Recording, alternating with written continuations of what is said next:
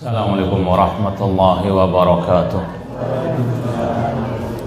Innal hamdalillah nahmaduhu wa nasta'inuhu wa nastaghfiruh wa na'udzu billahi min syururi anfusina wa min sayyiati a'malina. Man yahdihillahu fala mudilla lahu wa man yudlil fala hadiyalah. Ashhadu an la ilaha illallah wahdahu la syarikalah wa ashhadu anna Muhammadan abduhu wa rasuluh. Ya ayyuhalladzina amanu taqullaha haqqa tuqatih wa la tamutunna illa wa antum muslimun. Ya ayyuhan nasu taqu rabbakumul ladzi khalaqakum min nafsin wahidah wa khalaqa minha zawjaha wa batha minhuma rijalan katsiran wa nisaa wattaqullaha alladzi tasaaluna bihi wal arham innallaha kana 'alaikum raqibah. Ya ayyuhalladzina amanu taqullaha wa qulu qawlan sadida yuslih lakum a'malakum wa yaghfir lakum dhunubakum wa may yuti'illaha wa rasulahu faqad faza fawzan 'azima. Amma ba'd, fa inna asdaqal hadits kitabullah wa khairal hadi hadi Muhammadin sallallahu alaihi wasallam wa syarrul umuri muhdatsatuha wa kullu muhdatsatin bid'ah wa kullu bid'atin dhalalah wa kullu dhalalatin finnar. Alhamdulillah, segala puji bagi Allah Subhanahu wa taala yang mempertemukan kita kembali dalam kajian kitab Bahjatu Qulubil Abrar oleh Fadilatul Syekh Al-Allamah Abdurrahman As-Sa'di rahimallahu ta'ala. Semoga Allah subhanahu wa ta'ala senantiasa menambahkan kepada kita ilmu yang bermanfaat dan al-amal as-saleh. Sekarang kita sampai al-hadis at-tasi', hadis ke-9. Rasul SAW bersabda, segala sesuatu itu dengan takdir sampai masalah al-ajz, kelemahan atau kemalasan, dan juga ketekunan. Rawahu Muslim. Langsung saja kita baca syarah dari Syekh Abdurrahman As-Sa'di rahimahullah. Hadal hadithu mutadamminun li aslin azimin min usulil imani sittah. Hadis ini mencakup landasan yang sangat agung dari pondasi-pondasi keimanan yang 6 atau rukun iman yang 6, yaitu iman kepada takdir.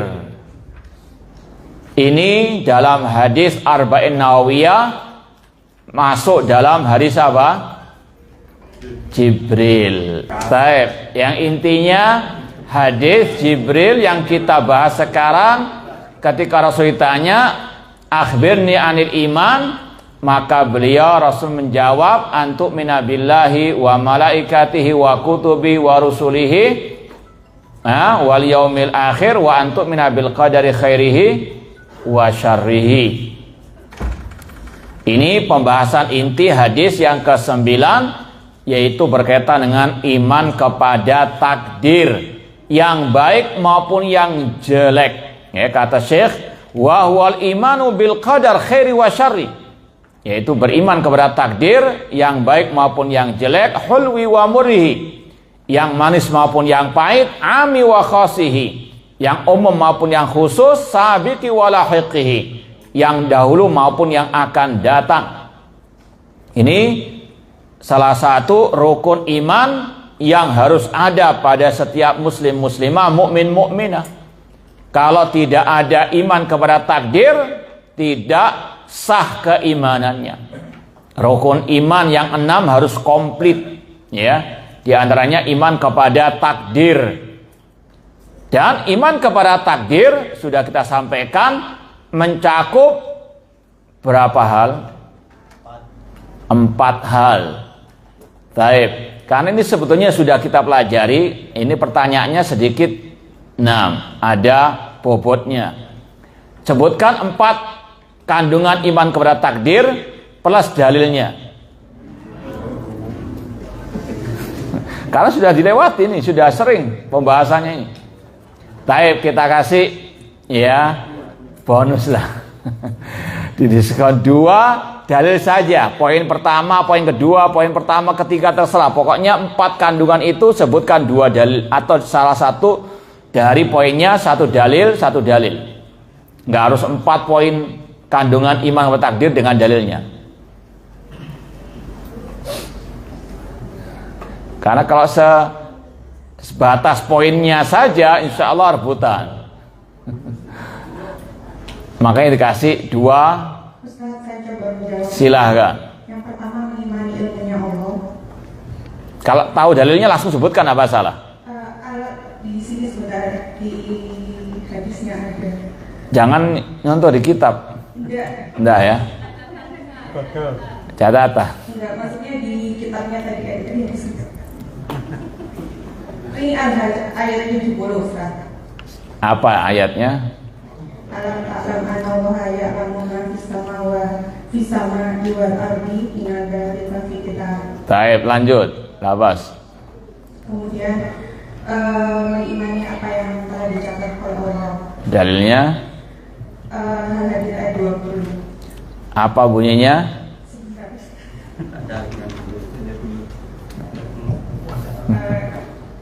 Tidak mencatat, Ustaz. Baik, lanjut. Yang ketiga. Mengimani kehendak Allah. Tahu dalilnya? Dicatat tetapi tidak hafal ayatnya. Al-Qaumah ayat 49. Terus lanjut yang keempat. Allah segala pencipta segala sesuatu apa itu.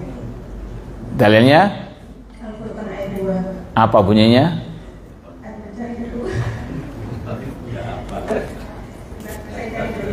Baik. Nah, ini sekedar murajaah. Sebetulnya insya Allah antum sudah paham semuanya. Iman kepada takdir tidak sah sampai mengimani 4 hal ini, yang dinamakan dengan tingkatan iman kepada takdir. Yang pertama, mengimani ilmunya Allah, bahwa Allah mengetahui apa yang telah terjadi, apa yang sedang terjadi, dan apa yang akan terjadi, bahkan yang tidak terjadi seandainya terjadi dan bagaimana kejadiannya.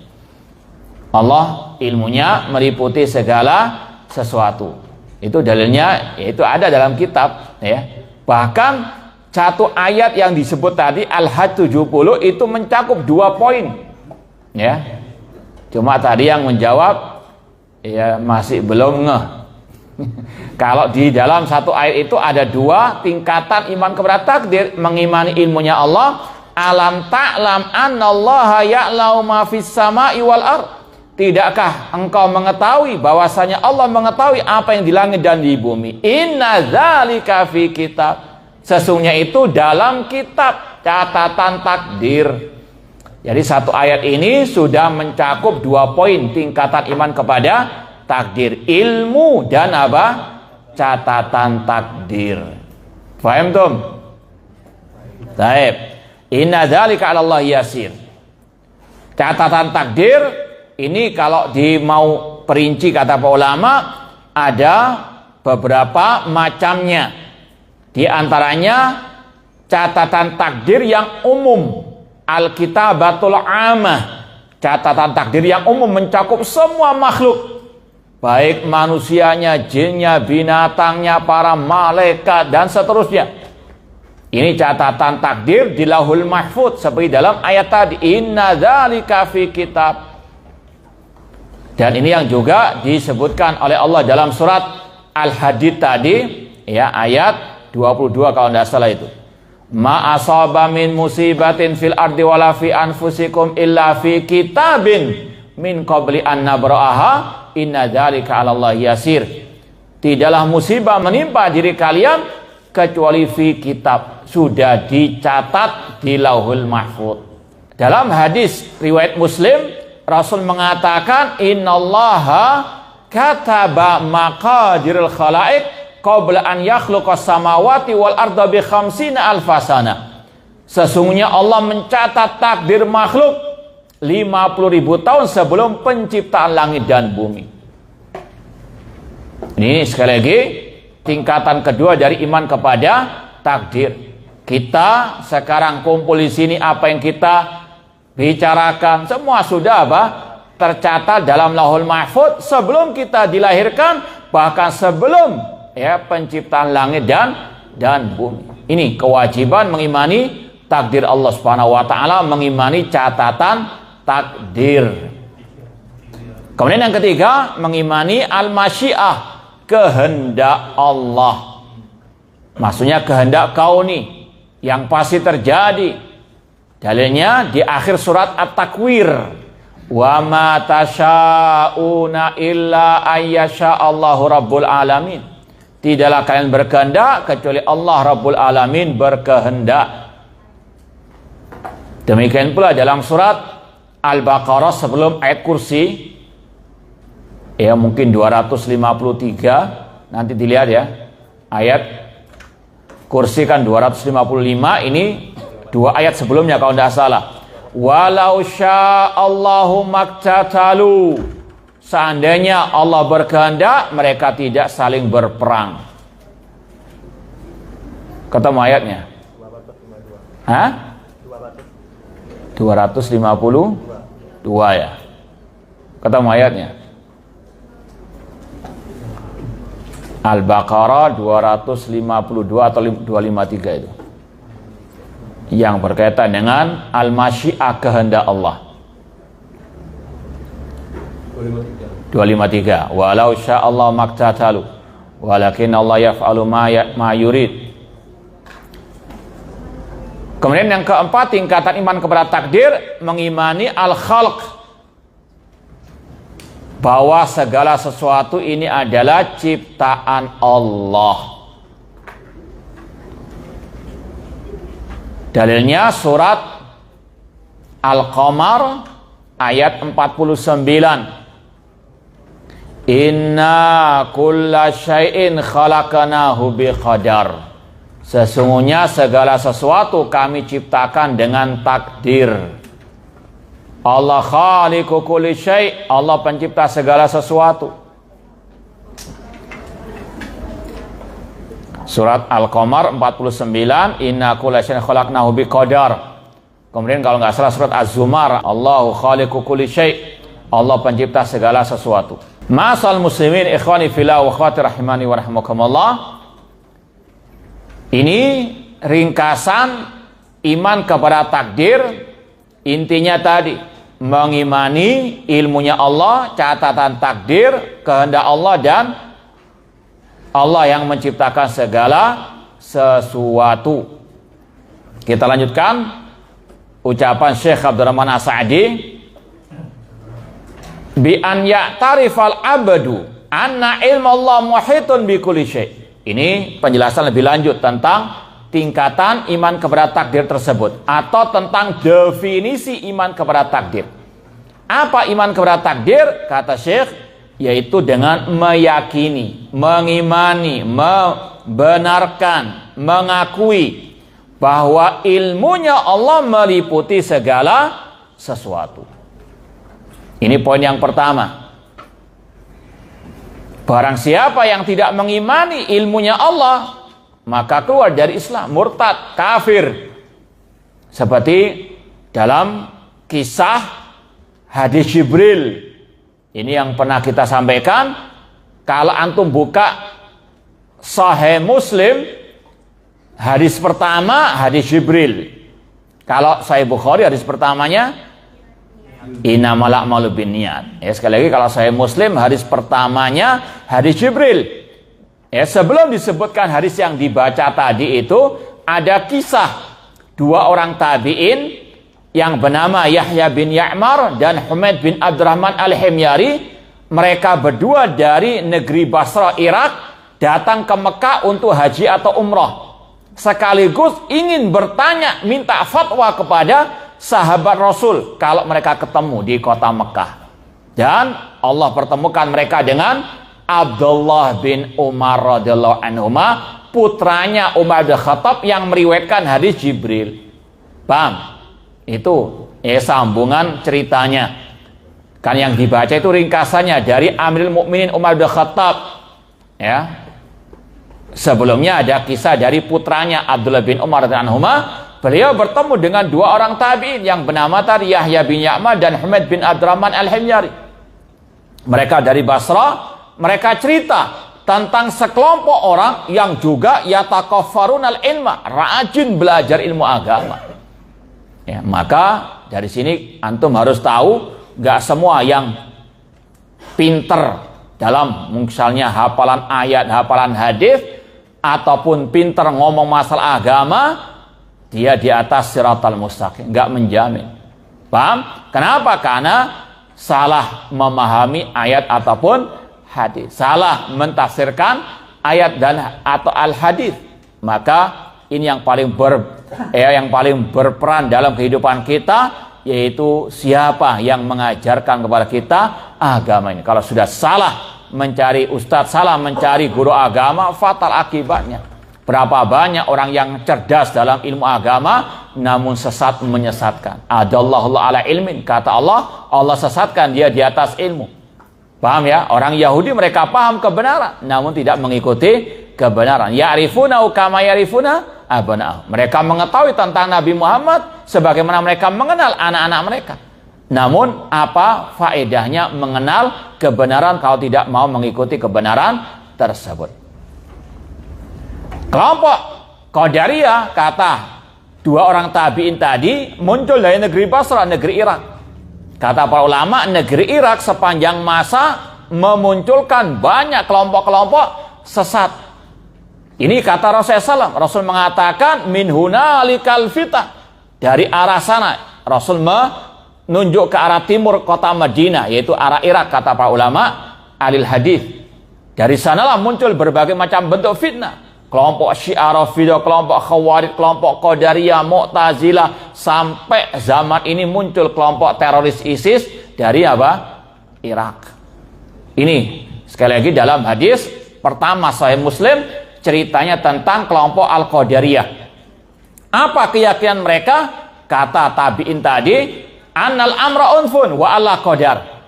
Mereka ini punya keyakinan annal amra unfun, Allah tidak mengetahui sesuatu sampai terjadinya sesuatu itu. Paham maknanya? Hah? Ini statement yang benar atau salah? Apa intinya? Poin intinya di situ. Hah? Menolak, mengingkari ilmunya Allah. Annal amra unfun, Allah tidak mengetahui sesuatu sampai terjadinya sesuatu itu. Alias Allah dulunya jahil, setelah terjadi Allah baru apa? Na'udzubillahi min dzalik. Ini keyakinan kelompok Al-Qadariyah.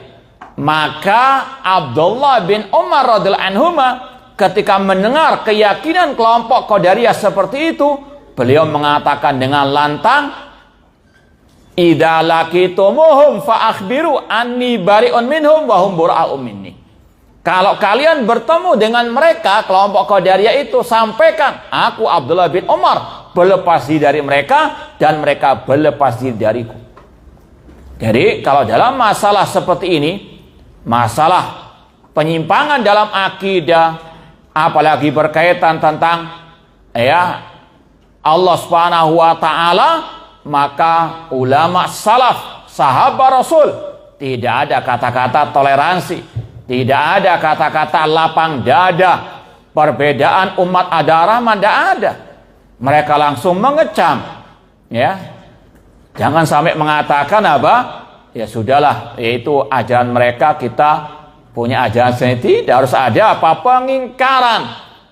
Berlepas diri dari kesesatan dan orang-orang tersebut. Abdullah bin Umar mengatakan, jika kalian bertemu dengan mereka, sampaikan aku berlepas diri dari mereka dan mereka pun berlepas diri dariku. Tidak sampai begitu saja, beliau mengatakan, lau anna ahadahum anfaqa misla uhudin dahaban ma qabilallah hatta yu'mina bil qadar. Seandainya salah seorang dari mereka menginfakkan 1 gunung Uhud emas, tidak akan diterima oleh Allah sampai dia beriman kepada takdir.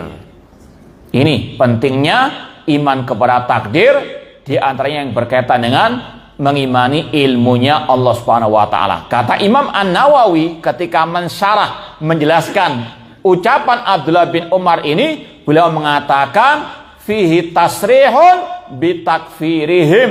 Di dalam ucapan Abdullah bin Umar tadi ada ucapan yang terang, yang jelas, yang keras tentang pengkafiran kelompok Al-Qadariyah, ya, yang mengingkari ilmunya Allah. Dan ini sudah pernah kita sampaikan, kesalahan tidak satu tingkat, ya.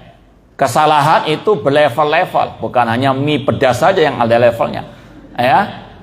Sama juga neraka juga sama, banyak apa levelnya. Penyimpangan juga demikian. Ada penyimpangan yang sangat fatal, yaitu dalam masalah ini usulul iman. Di antaranya masalah iman kepada takdir. Tidak ada toleransi, sudah. Sesat ya sesat. Bahkan apa? Dikatakan kufur oleh Abdullah bin Umar radhiyallahu taala anhuma. Paham ya? Beda dengan mungkin orang itu salah dalam masalah mungkin akhlak, ya. Mungkin dia tidak menjalankan amanah misalnya, ya, itu dosa. Itu salah satu ciri kemunafikan. Namun tidak separah apa? Orang itu menyimpang dari masalah al-aqidah atau bahkan rukun al-iman. Paham tuh? Paham ya? Ma'asal muslimin ikhwani fillah wa akhwati rahimani wa rahmakumullah. Yang pertama di antara kandungan iman kepada takdir, anna ilmallah muhitun bi kulli syai'. Wajib meyakini ilmunya Allah meliputi segala sesuatu. Kalau ada orang yang mengingkari ilmunya Allah, maka dia keluar dari al-Islam, dari al-iman. Bahkan Imam Asy-Syafi'i rahimahullah pernah mengatakan, naziru al-qadariyah bil ilmi fa in ankaru kafaru wa in akaru khusimu. Kalian wahai ulama, kalau berdebat dengan kelompok Qadariyah, sampaikan yang pertama tentang masalah ilmunya Allah. Ya, debat mereka dengan masalah ilmunya Allah. In angkaru kafaru. Kata Imam Syafi'i rahimahullah, jika mereka mengingkari ilmunya Allah, mereka kafir. Jadi istilah kafir mengkafirkan, yang pertama ini ya diajarkan oleh ulama salaf, di antara Imam Syafi'i rahimahullah. Nggak ada masalah kalau memang apa? Tepat sasarannya. Bahkan dalam Al-Quran Allah mengatakan memang ada orang muslim yang kafir, itu ada. Ya, kata Allah, Qul abillahi wa ayati wa rasuli kuntum tastahzi'un la ta'tadiru qad kafartum ba'da imanikum. Katakanlah, apakah dengan Allah, ayatnya, rasulnya kalian memperolok? Jangan kalian minta maaf, qad kafartum, karena kalian sudah kafir setelah apa? Keimanan kalian. Meskipun ini hukum secara umum. Sudah kita sampaikan, bedakan hukum secara umum dengan tunjuk hidung si B, si C-nya. Contoh, Imam Ahmad mengatakan, barang siapa mengatakan Al-Quran makhluk, dia kafir. Tapi ketika khalifah di zaman itu mengatakan demikian, tidak langsung dikafirkan personnya oleh Imam Ahmad. Kenapa? Karena orang itu mungkin jahil. Ya, sekali lagi bedakan kaidah secara umum dengan menunjuk hidung si B, si C-nya. Dan ini yang banyak disalahpahami oleh sebagian orang. Contoh ya tadi, secara sepakat ijma ulama mengatakan barang siapa mengatakan Al-Quran makhluk, maka dia apa? Kafir. Namun kalau ada si B, si C mengatakan demikian, jangan dikafirkan dulu sampai terpenuhi syarat-syarat pengkafiran. Nah, ini panjang, kalau dibahas bisa besok selesainya. Jadi secara rinci ini bisa lihat mungkin kajian-kajian kita pada waktu pembahasan masalah ini banyak sekali, dan juga tulisan-tulisan kita. Intinya orang yang jatuh ke dalam penyimpangan dalam masalah rukun iman, atau kalau istilah lain pembatal keislaman, dia bisa murtad, bisa kafir, keluar dari Islam. Di antaranya kalau mengingkari ilmunya Allah. Kemudian yang kedua, wa annau alima a'malal ibad khairaha wa syarraha wa alima jami'a umuri wa ahwalihim. Allah Subhanahu wa taala mengetahui semua perbuatan hamba, yang baik maupun yang jelek. Dan Allah mengetahui semua keadaan dan perkara mereka. Ya, Allah bikulli syai'in alim, la takhfa li khafiyah. Tidak tersembunyi bagi Allah sesuatu apapun. Kemudian tingkatan yang kedua dari iman kepada takdir, wa kataba dzalika fil lauhil mahfuz. Dan Allah mencatat semua itu dalam lauhul mahfuz, ya, di atas langit sana. Tadi kelewatan catatan takdir ada beberapa macam. Yang pertama tadi catatan takdir di lauhul mahfuz, itu catatan yang umum mencakup semua makhluk. Kapan itu? 50.000 tahun sebelum penciptaan langit dan bumi. Kemudian ada pula catatan takdir al-hauliyah, setiap tahunnya, yaitu ketika Lailatul Qadar. Ini sudah pernah kita bahas. Di antara sebab dinamakan Lailatul Qadar karena di malam itu Allah mentakdirkan kejadian setahun lamanya.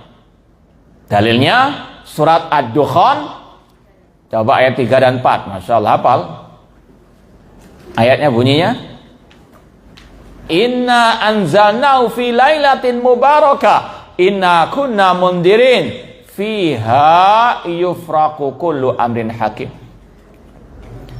Surat Ad-Dukhan ayat 3 sampai ke 4. Sesungguhnya kata Allah, kami yang menurunkan Al-Quran di malam yang dibarakahi. Sesungguhnya kamilah yang memberikan peringatan fiha, di dalam malam Lailatul Qadar, yufraqu kullu amrin hakim.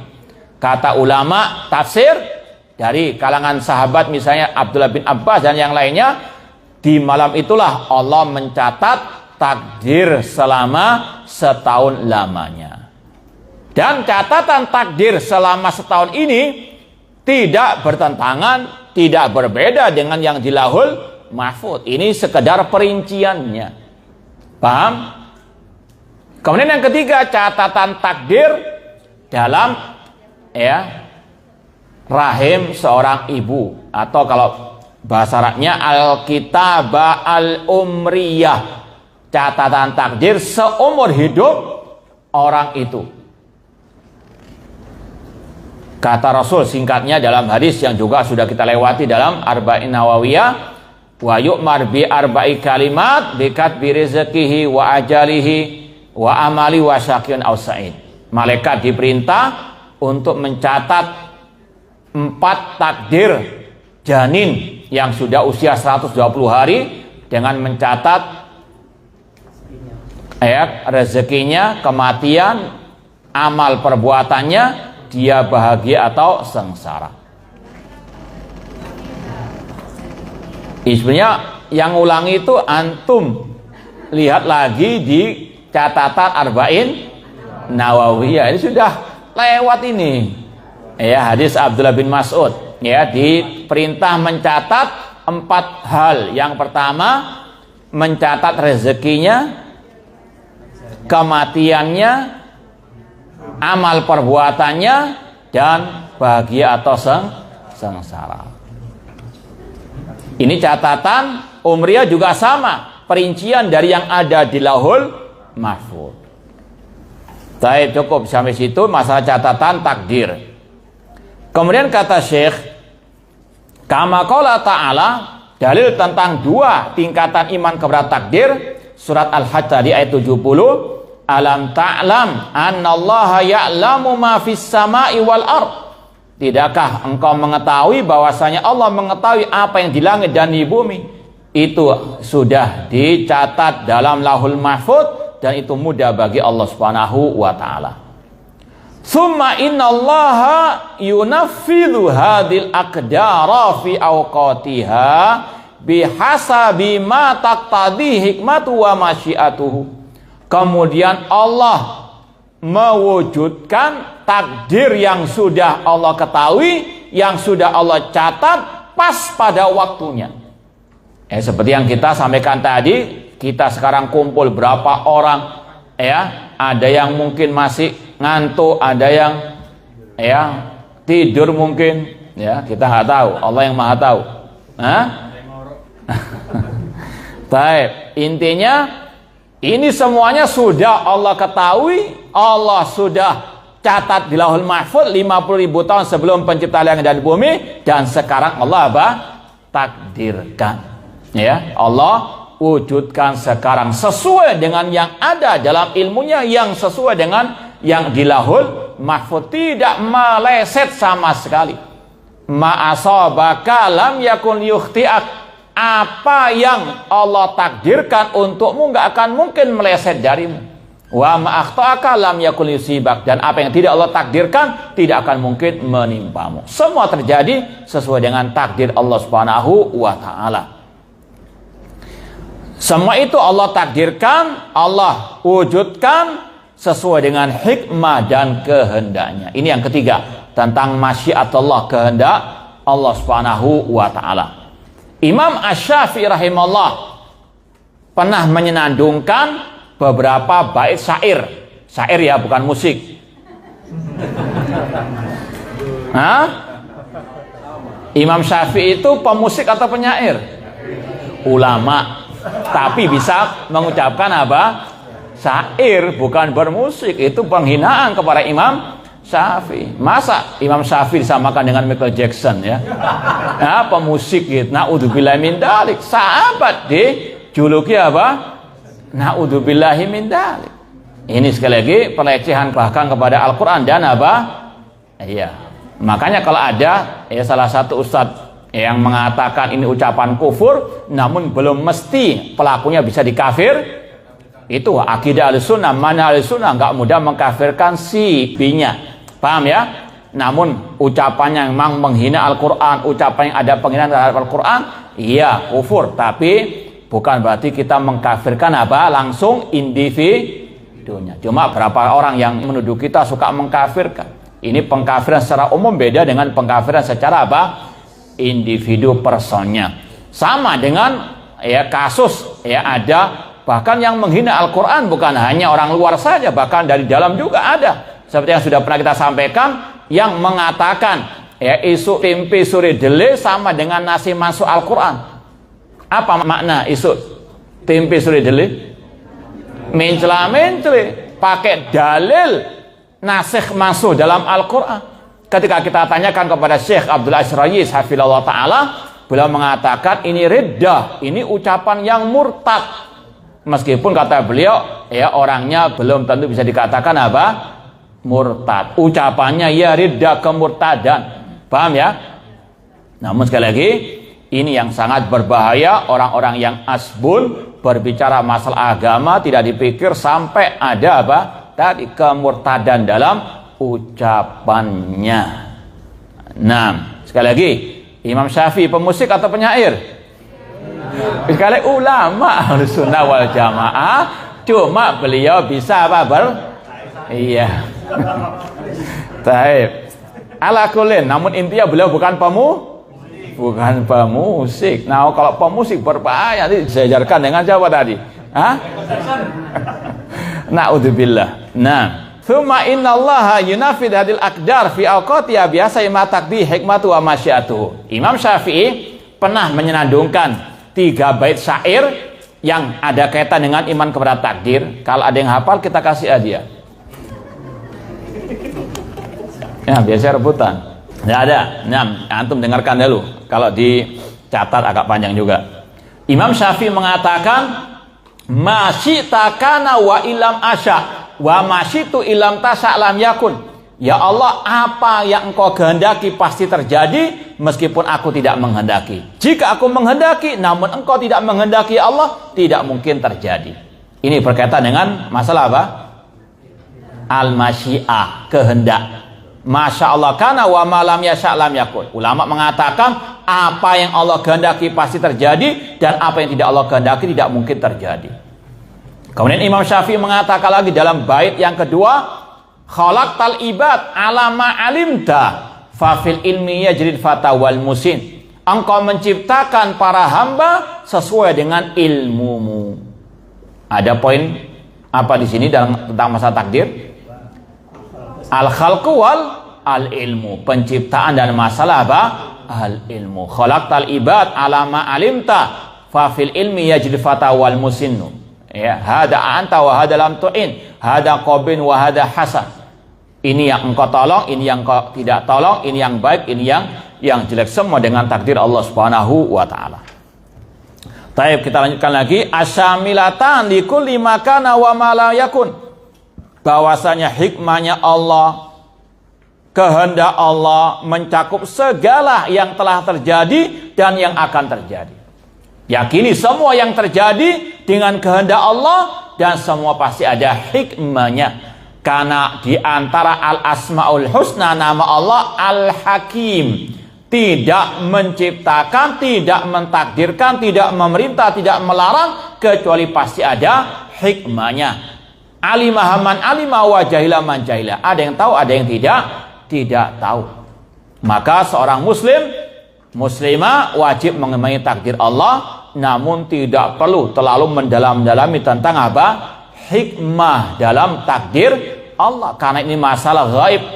Makanya Imam At-Tahawi rahimahullah di dalam kitab Al-Aqidah Tahawiyah mengatakan, wa aslul qadari sirrullahi ta'ala fi khalqihi lam yattali alai malakun muqarrabun wala nabiyyun mursalun. Asalnya takdir itu rahasia ilahi. Tidak ada malaikat yang dekat yang mengetahui, tidak pula nabi yang diutus oleh Allah. Wa ta'ammuq wa nadhar fi dzalik dzari'atul khidlan wa sulamul hirman wa darajatul tughyan. Terlalu mendalam-dalami masalah rahasia ilahi tadi, ini merupakan tangga menuju kepada kesesatan, menuju kepada penyimpangan. Contoh misalnya ada orang merenung, ngelamun, kenapa sih kok saya nggak seperti Imam Syafi'i? Khoyal, halusinasi, ya, apa hikmahnya? Dicari-cari, akhirnya apa? Masuk RSJ, ini bahaya. Ya, ini sekali lagi masalah hal gaib. Akal nggak akan mungkin sampai kepadanya. Cukup imani takdir, secara umum yakini semua pasti ada hikmahnya. Ya. Wa anna ma'adzalik wa ma'a khalqihi lil ibad wa af'ali wa sifatihim asyamilatan lil khalqi wal amr. Dan bahwasanya hikmahnya Allah, kehendaknya Allah itu mencakup masalah penciptaan dan masalah perintah. Semua perintah Allah itu dibangun di atas hikmahnya. Kemudian wa ma khalqil ibad wa af'ali wa sifatihim faqad a'tahum qudratan wa iradatan taqabiya af'aluhum. Kita wajib meyakini semua terjadi dengan takdir Allah. Namun sekaligus di samping itu, bersama dengan itu wajib kita meyakini Allah menganugerahkan kepada hamba-hambanya kekuatan dan juga kehendak yang dengannya mereka bisa memilih perbuatan mereka. Maknanya jangan sampai berhujah dengan takdir dalam masalah kejelekan, dalam masalah maksiat. Ya, jangan saya mengatakan ya sudah kalau saya ditakdirkan oleh Allah menjadi koruptor, menjadi pembegal, pencuri, ya sudah takdir Allah. Ini kalau sekedar ya dibayangkan saja, jangan dipraktekkan. Seandainya orang yang ngomong itu ditempeleng misalnya, kira-kira orang itu marah atau ketawa dia? Kalau ketawa bawa ke RSJ. Kalau dia marah, sampaikan, jangan marah, karena saya menempelmu dengan takdir. Cuma dibayangkan saja. Ini intinya apa? Gak berlaku hujah dengan takdir dalam masalah apa? Kejelekan. Paham ya? Contoh yang lain, mohon maaf, misalnya ada orang nemu dompet, ya, atau nemu, ya, amplop yang di situ ada mungkin harta orang, di situ mungkin ada rahasia orang. Maka jangan sampai berhujah dengan takdir mengatakan, sudah rezeki saya kok ini. Padahal bukan milik dia. Apalagi mungkin di situ namanya seseorang. Naudzubillah min dzalik. Jangan sampai berhujah dengan takdir dengan apa? Ya, jatuh ke dalam perbuatan maksiat tersebut. Paham ya? Apalagi menyebarkan ya tadi rahasia dalam dompet orang itu. Oh, dompetnya nggak ada duit, misalnya ya, si fulan itu saya temukan dompetnya, ya, ini sekali lagi amanah, ya, ini sekali lagi itu harus dikembalikan hak orang. Paham ya? Baik. Ma'asal muslimin ikhwani fillah wa akhwati rahimani wa rahimakumullah. Intinya manusia Allah berikan kehendak. Ya, antum sampai ke sini tadi itu ujuk-ujuk nyampe atau ada kehendak sebelumnya? Hah? Bangun tidur tiba-tiba sampai di sini gitu. Ya, semua innamal a'malu binniyat. Maka kalau ada perbuatan yang jelek, harus orang itu segera bertobat, jangan istilahnya mengkambing hitamkan takdir. Paham? Karena apa? Allah berikan kehendak, Allah berikan pilihan. Ini ibaratnya kata ulama seperti sekarang ini kita ada di lantai 2, yang di lantai 2 ada 2 jalan menuju ke bawah. Ya, lewat tangga atau langsung terjun bebas. Kalau misalnya ada orang ya nggak mau misalnya antri turunnya, lompat dari dinding atas itu sampai patah kakinya, kemudian dia mengatakan ya sudah ini takdir Allah Subhanahu wa taala. Gimana? Iya betul itu dengan takdir Allah, tapi karena apa? Ya.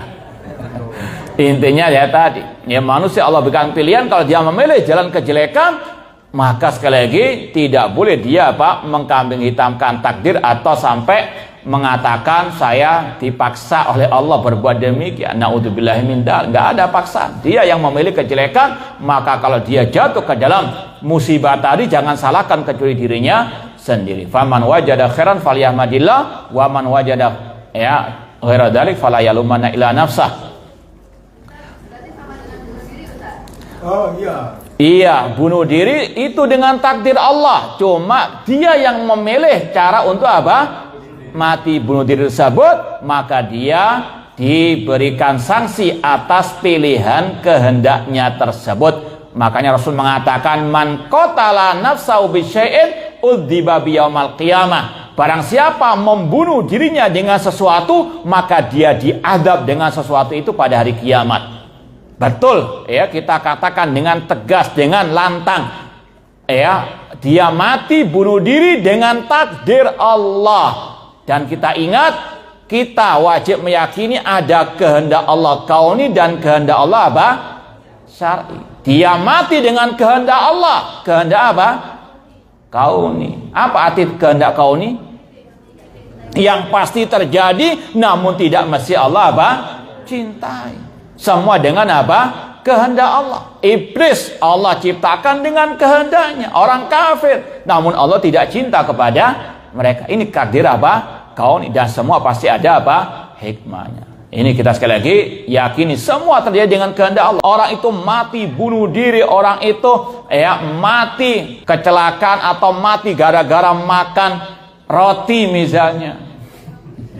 Ya, itu semuanya apa? Dengan kehendak takdir Allah. Cuma tadi kehendak Allah ada yang kauni, ada yang apa? Syar'i. Makanya pernah kita sampaikan kalau nggak salah di sini juga, tidak benar statement sebagian orang-orang awam yang mengatakan ketika ada orang mati bunuh diri, dia telah mendahului takdir Allah. Nggak benar. Itu statement apa? Yang bisa ada unsur kufurnya, mengingkari apa? Takdir Allah. Seolah-olah orang itu mati tanpa ada kehendak Allah atau penciptaan Allah Subhanahu wa taala. Paham ya? Padahal sekali lagi akidah Ahlussunnah mengatakan semua terjadi dengan kehendak Allah. Khairi wa syarri, yang baik maupun yang jelek. Paham? Maka saya tegaskan sini sekali lagi, semua terjadi dengan takdir Allah. Cuma tadi ya, takdir Allah ada kaitannya dengan kehendak Allah. Kehendak Allah ada kauni, ada yang apa? Syar'i. Yang jelek itu dengan takdir Allah, namun tidak apa? Allah cintai. Semua itu terjadi karena ada hikmah di balik itu semuanya. Kemudian kata Syekh, wa anna ma dzalik wa ma khalqi lil ibad wa af'ali wa sifatin faqad atahum qudratan wa iradatan taqabi af'aluhum bihasabi ikhtiyarihim.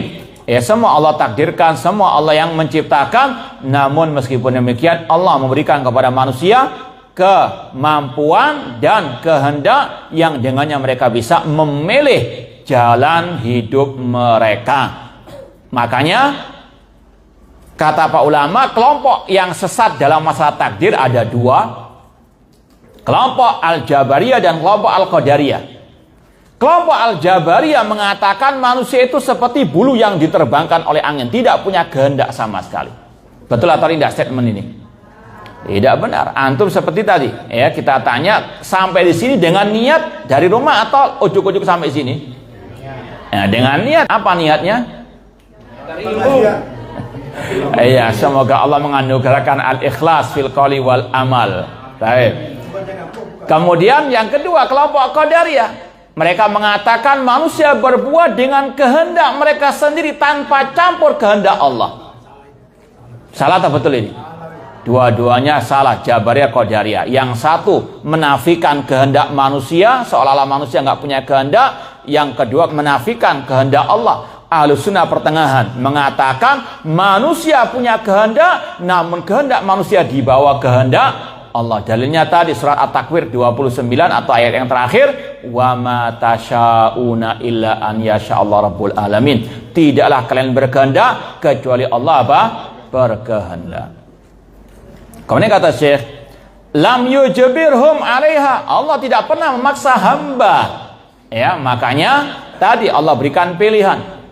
Wa huwallazi khalaqa qudratahu wa masyiatahu. Dialah Allah yang menciptakan kemampuan dan kehendak mereka. Wa khaliqus sababit tami khaliqun lil musabbab. Allah yang menciptakan sebab dan juga akibatnya. Wa af'alu wa aqwalum taqa bi qudrati wa masyiatim allataini khalaqahuma Allahu fihim. Perbuatan manusia, ucapan manusia terjadi dengan takdir Allah, kehendak Allah, yang mana keduanya Allah menciptakan, ya, perbuatan dan ucapan dalam diri mereka. Dalilnya surat As-Saffat, nanti dilihat ayatnya nomor berapa itu. Wallahu khalaqakum wa ma ta'malun. Allah yang menciptakan mereka dan perbuatan mereka. Wallahu khalaqakum wa ma ta'malun. Kama khalaqa baqiyata quwwahum adh-dhahira wal batina. Sebagaimana Allah yang menciptakan kekuatan yang ada pada diri mereka, yang lahir maupun yang batin. Ya, kita semua dari ujung rambut sampai ujung kaki kita adalah ciptaan Allah. Perbuatan, ucapan kita adalah, ya, ciptaan Allah, itu semua dengan takdir Allah. Walakinnahu ta'ala yassara kullan lima khuliqalah. Namun Allah memudahkan segala sesuatu sesuai dengan yang diciptakannya. Maknanya, kalau orang itu berantusias, bersemangat, berusaha untuk menggapai kebaikan, maka Allah mudahkan jalannya kepada kebaikan tersebut.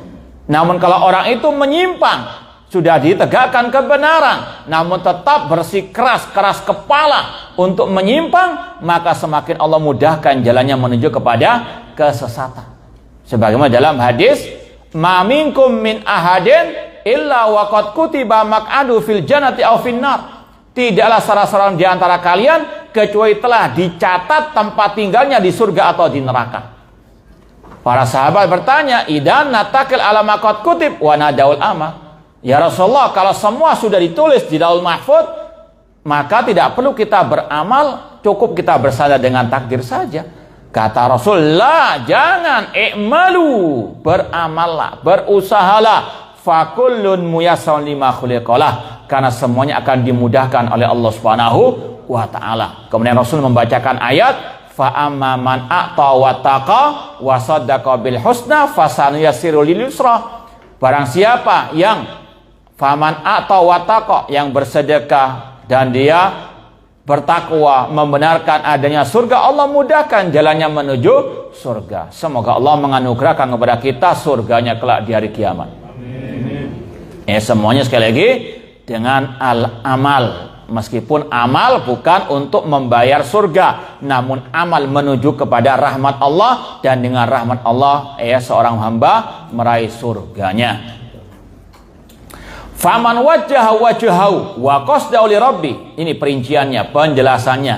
Kata Syekh, barang siapa yang menghadapkan, yang mengarahkan wajahnya, niatnya hanya untuk Allah Subhanahu wa taala. Qul inna salati wa nusuki wa mahyaya wa mamati lillahi rabbil alamin. Barang siapa yang betul-betul mencurahkan semua yang ada pada dirinya hanya untuk Allah Subhanahu wa taala, maka habbaba ilail iman. Allah menjadikan dia cinta kepada keimanan. Ada hukum sebab akibat. Ya, Allah tidak begitu saja memberikan hidayah petunjuk kecuali dengan orang itu berusaha semaksimal mungkin menggapai hidayah. Makanya Allah berfirman di akhir surat Al-Ankabut, orang-orang yang bersungguh-sungguh mencari jalan kami, akan kami tunjukkan jalan-jalan kami. Berbeda dengan yang sebaliknya, yang sudah disampaikan kebenaran, ini tauhid, ini syirik, ini sunnah, ini bid'ah, ini penyimpangan, ini kebenaran, namun tetap bersikeras memilih kesesatan penyimpangan. Allah katakan falamma zaghu azaghallahu qulubahum. Ketika mereka berpaling, semakin Allah palingkan. Ini berbahaya, Pak. Kalau orang itu sudah sampai kebenaran, tidak mau mengikuti kebenaran tersebut, masih ngeyel, masih bantah, dan seterusnya, maka semakin Allah simpangkan, semakin Allah sesatkan. Semuanya ada hukum sebab akibat. Kata Syekh, barang siapa yang betul-betul mengarahkan wajahnya, mengharapkan hanya pahala dari Allah, maka Allah berikan rasa cinta kepada keimanan. Wa zayyana fi qalbihi, Allah hiaskan keimanan dalam hatinya. Wa karra ilaihi al-kufra wal fusuqa wal isyan, Allah jadikan dia benci kepada kekafiran, kefasikan, dan kemaksiatan. Ini semuanya anugerah nikmat dari Allah. Kita alhamdulillah bisa belajar tauhid dan sunnah, itu semua taufik hidayah dari Allah. Wajib terus dipelihara, dijaga. Kalau kita berpaling, naudzubillah min dzalik, wa man yudlil fala hadiyalah. Kata Rasul, barang siapa yang Allah sesatkan, tidak akan ada yang bisa memberikannya petunjuk. Wa ja'alahu minar rasyidin, dan Allah jadikan dia termasuk orang yang mendapatkan petunjuk. Fatammat alaihi ni'amullah min kulli wajh, maka sempurnalah nikmat Allah dari segala sisinya. Namun sebaliknya kata Syekh, wa man wajja li ghairillah bal tawalla aduwa asyaitan lam yasirhu li hadil umur. Namun barang siapa yang mengarahkan wajahnya kepada selain Allah, entah itu karena kesyirikannya, menyembah kepada selain Allah, menyembah patung, menyembah para wali, menyembah malaikat, menyembah nabi, atau dia hatinya hanya dipenuhi dengan keinginan urusan dunia, yang ada pada hatinya hanya ingin menggapai kedudukan dunia, popularitas ataupun harta, maka kata Syekh, Allah akan memalingkan dia dan dia akan didekatkan kepada asyaitan. Naudzubillahi min dzalik. Maka seorang muslim harus betul-betul banyak introspeksi diri. Untuk apa dia beribadah? Untuk apa dia thalabul ilmi? Kalau sudah salah niat, ini parah, fatal akibatnya. Allah tidak akan memudahkan orang itu menuju kepada hidayah. Sekali lagi, ini hasil dari tadi, iradah dan amal manusia. Allah tidak pernah memaksa manusia. Namun sekali lagi, kalau orang itu mendapatkan hidayah, itu karunia dari Allah, maka wajib bagi seorang muslim bersyukur atas nikmat tersebut. Namun barang siapa yang disesatkan oleh Allah, jangan salahkan kecuali dirinya sendiri. Bal wallahu Allah ma tawalla wa khadalahu, Allah akan palingkan kemana dia berpaling. Dalilnya surat An-Nisa ayat 115. Wa may yushaqiqir rasula min ba'di ma tabayyana lahul huda wa yattabi' ghaira sabilil mu'minin nuwallihi ma tawalla wa nuslihi jahannam wa sa'at masira. Surat An-Nisa 115. Barang siapa yang menyelisih Rasul setelah jelas baginya kebenaran dan yang mengikuti selain jalannya orang-orang yang beriman, kami palingkan kemana dia berpaling. Ini dalil ucapan Syekh tadi. Kalau orang itu sudah disampaikan ini tauhid, ini sunnah Rasul, namun tetap memilih kesyirikan, kebid'ahan, maka ancamannya kata Allah, nuwallihi ma tawalla, kami palingkan kemana dia berpaling, kami sesatkan kemana dia tersesat. Allah nggak pernah mendolimi hamba-hambanya, namun hamba itulah yang mendolimi dirinya sendiri. Wa khadalahu, Allah mencampakkannya. Wa wakalau ila nafsihi, Allah serahkan orang itu kepada dirinya. Allah nggak ngurusi sama sekali. Ini kalau orang itu berpaling dari kebenaran, ancamannya Allah biarkan dia dalam kesesatannya. Fadalla wa ghawa, maka dia pun tersesat. Wa laysa lahu ala rabbi hujjah, dan dia tidak punya hujjah atas Allah Subhanahu wa ta'ala. Karena Allah sudah mengutus Rasulnya, Allah sudah menurunkan kitabnya, Allah mengutus juga para ulama, pewaris para anbiya yang menyampaikan kebenaran. Namun kalau masih tetap ikut kesesatan, maka jangan salahkan kecuali dirinya sendiri. Fa innallaha a'tahu jamil asbab allati yaqdir biha 'alal hidayah. Karena Allah sudah memberikan segala fasilitas untuk dia bisa meraih hidayah. Apalagi di zaman sekarang. Ada dakwah salafiyah, dakwah tauhid dan sunnah menyebar di mana-mana.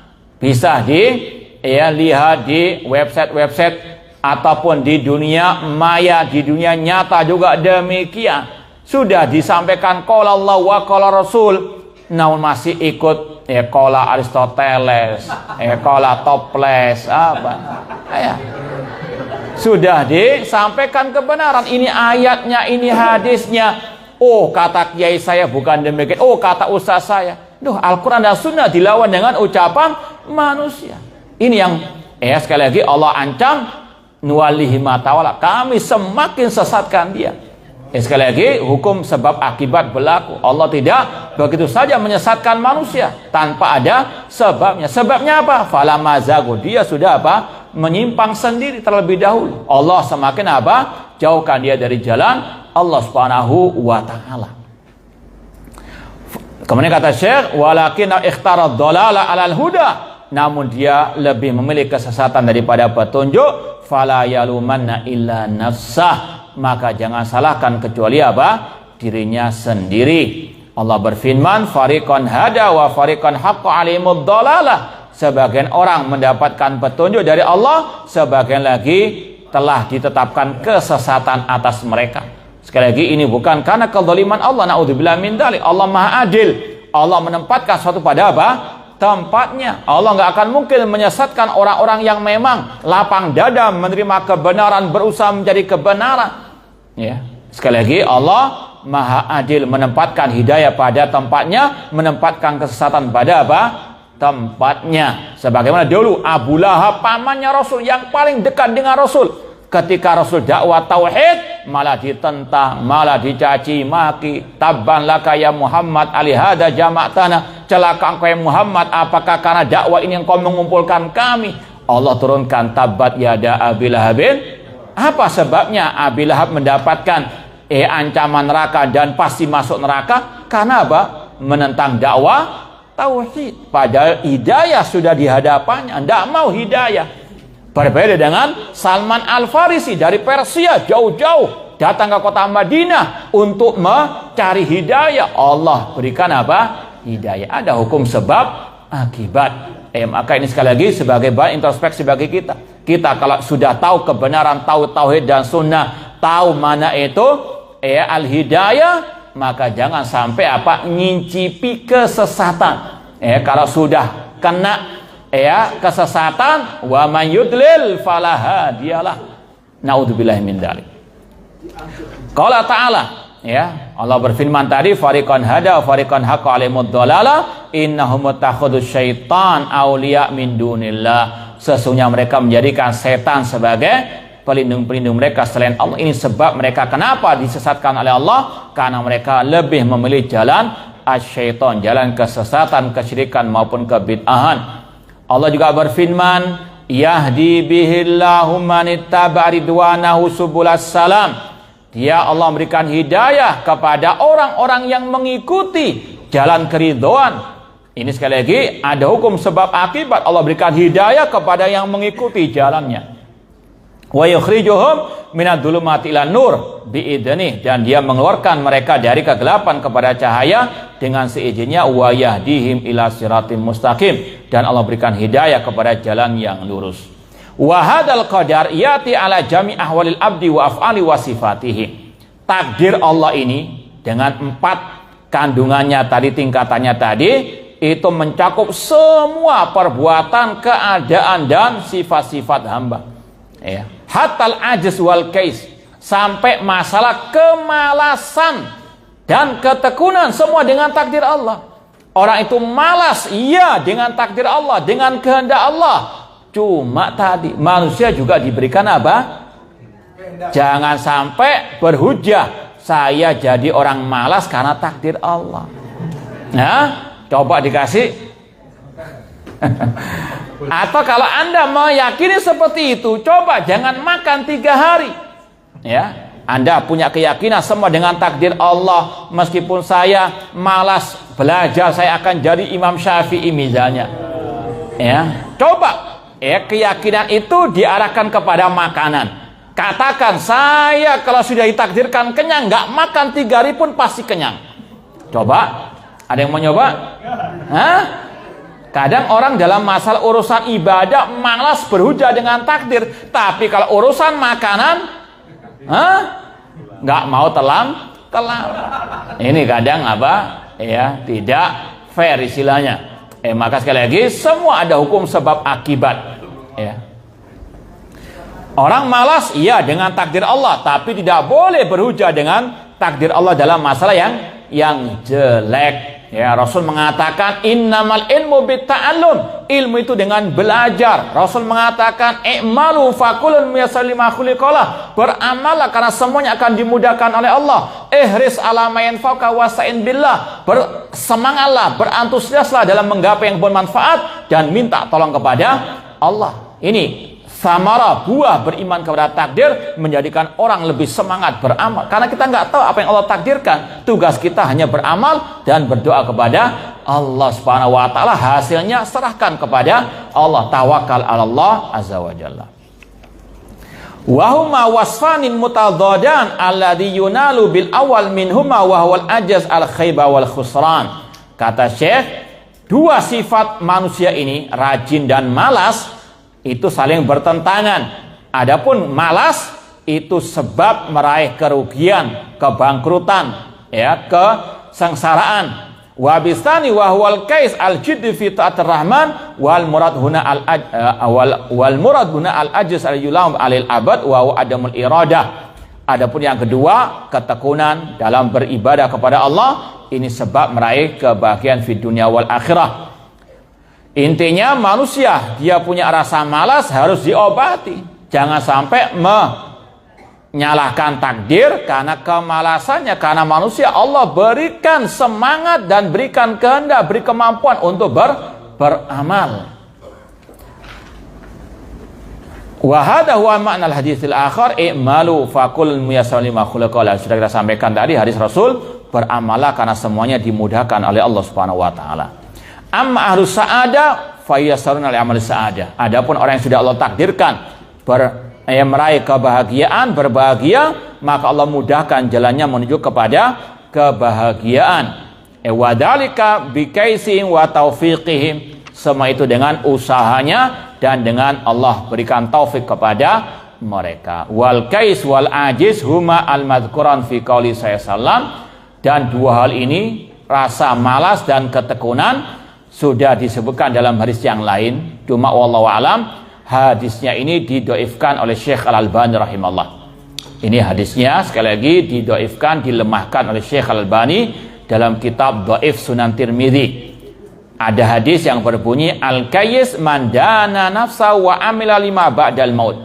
Orang yang cerdas, yang rajin adalah orang yang memikirkan dirinya dan dia beramal untuk kematiannya atau untuk setelah kematiannya. Wal ajiz manitaba nafsahu hawaha. Adapun orang yang malas, yang hanya mengikuti hawa nafsunya, wa tamanna 'ala Allah al-amani, dan hanya berhalusinasi atau berharap kepada Allah tanpa usaha. Semoga Allah Subhanahu wa taala menjadikan takdir kita semuanya baik di dunia wal akhirah. Baik, ini ada banyak pertanyaan yang sudah masuk lewat kertas. Kita jawab dulu yang bisa.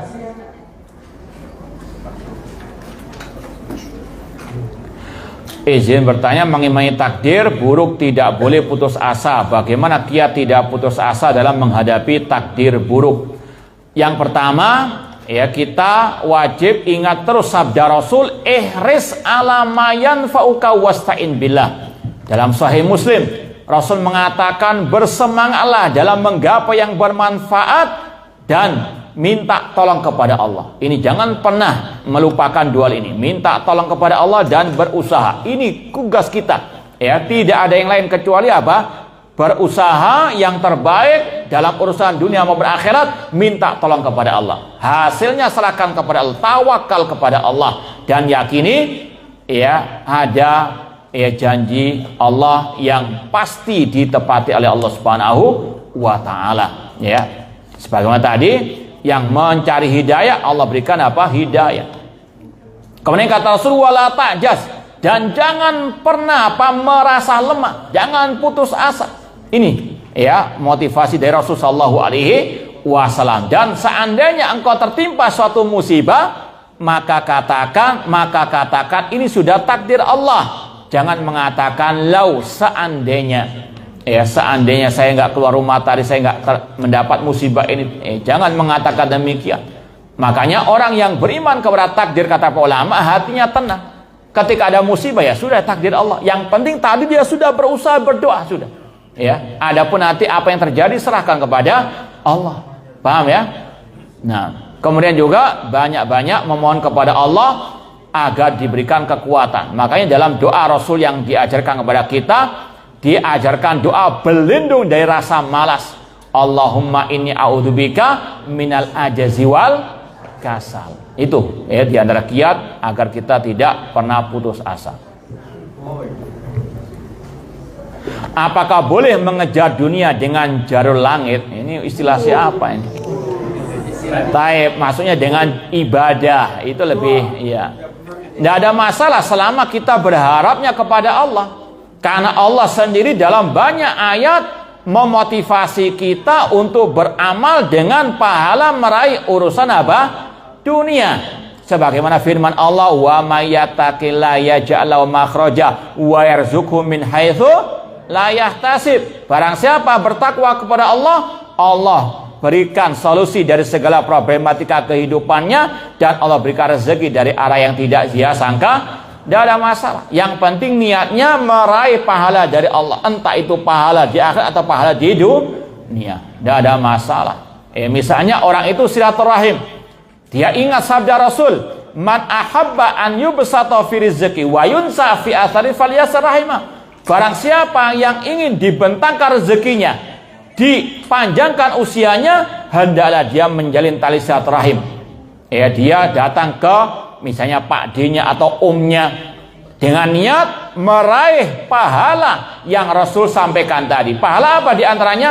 Dalam urusan dunia. Tidak ada masalah. Niatnya apa? Ikhlas silaturahim. Paham? Memang agak tipis kalian, ya. Niatnya apa? Ingin mengamalkan hadis. Cuma yang di silaturahim yang kaya-kaya tok. Nah, ini ada udang di balik rempeyek. Yang miskin dia nggak silaturahim. Padahal hadisnya apa? Yang penting karib kerabat. Terus jalin silaturahim. Niatkan karena apa? Untuk mendapatkan rezeki dari Allah. Paham ya? Tapi mengamalkan hadis ini hanya untuk yang kaya saja. Ini tanda tanya besar. Niatnya bukan ikhlas karena Allah. Paham insyaallah ya? Baik. Silakan. Ustaz, terkait dengan takdir, ada simpulan Bismillah. Melakukan seleksi pekerjaan atau sekolah. Tentunya simpulan berdoa dan bisa diterima. Kemudian simpulan ternyata diterima. Tidak berselang lama, ada kesempatan lain yang simpulan juga mengikuti kesempatan yang kedua tadi. Dan ternyata simpulan diterima juga. Pilihan simpulan adalah kesempatan yang kedua tadi. Namun setelah dijalani, kesempatan kedua tadi tidak seperti yang diharapkan. Dalam hal ini, simpulan ada penyesalan kenapa kok tidak memilih yang pertama tadi. Apakah simpulan ini bisa menghukumi menentang takdir atau memang takdir Allah si fulan harus menjalani yang kedua tadi. Ya, wallahu alam. Yang pertama mungkin ibrah bagi yang lainnya. Kalau bisa ada dua pilihan untuk istikharah, ya. Untuk salat istikharah minta dipilihkan yang terbaik. Itu yang paling utama. Ini sebelum terjadi. Kalau memang sudah terjadi, tidak boleh tadi mengatakan seandainya saya milih yang pertama tadi nggak seperti ini. Siapa tahu yang memilih yang pertama lebih parah lagi. Nggak tahu kita. Ya sudahlah, kita jalankan. Tadi kata Rasul, lau asabaka syai' fala taqul lau fa'altu kadza lakana kadza. Kalau engkau ditimpa musibah, jangan mengatakan seandainya aku demikian maka demikian. Maka kata Rasul, walakin kul qadarullah. Namun katakanlah ini sudah takdir Allah dan apa yang Allah takdirkan pasti terjadi. Karena lau, kata-kata seandainya dalam kasus ini bisa membuka pintu asyaitan. Bisa apa? Masuk RSJ. Seandainya saya bisa apa? Ya, dan banyak kasus seperti itu kan? Ya, bermula dari apa? Kekecewaan, kemudian sampai stres, sampai frustasi, sampai apa? Gila. Makanya sekali lagi, kalau orang itu beriman kepada takdir, hatinya tenang, menerima takdir dengan baik. Makanya kata Syekh Muhammad bin Utsaimin, di antara akhlak mulia seorang hamba kepada Allah, talaki akdarillah bis sabr wal ar-ridha. Menerima takdir Allah dengan ridha dan dengan as-sabar, kesabaran.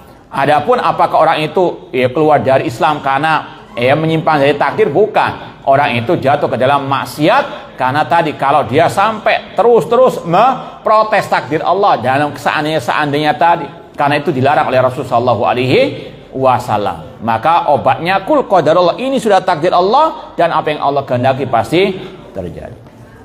Ini ada pertanyaan lagi, apakah doa dapat merubah takdir? Doa dan usaha itu semuanya sudah Allah takdirkan di dalam Lauhul Mahfuz. Itu semuanya satu paket istilahnya. Contoh, si B misalnya, dia dulunya miskin, dia dulunya jahil. Kemudian dia berusaha belajar semaksimal mungkin dan dia tidak pernah lupa berdoa kepada Allah, beribadah kepada Allah. Kemudian Allah takdirkan dia menjadi kaya dan dia menjadi orang yang alim. Ini rentetan semuanya ini sudah ada dalam Lauhul Mahfuz. Paham? Doa manusia sudah Allah takdirkan. Nah,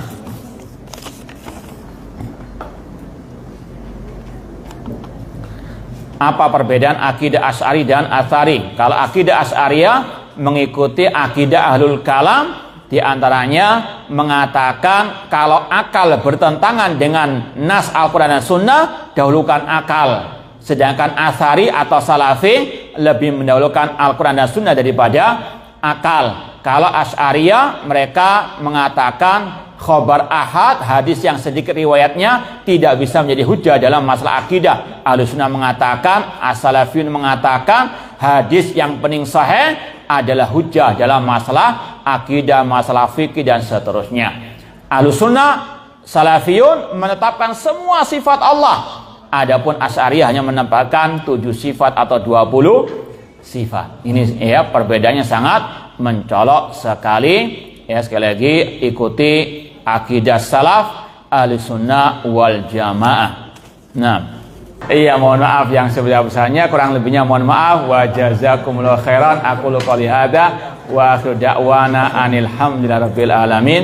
Wassalamualaikum warahmatullahi wabarakatuh.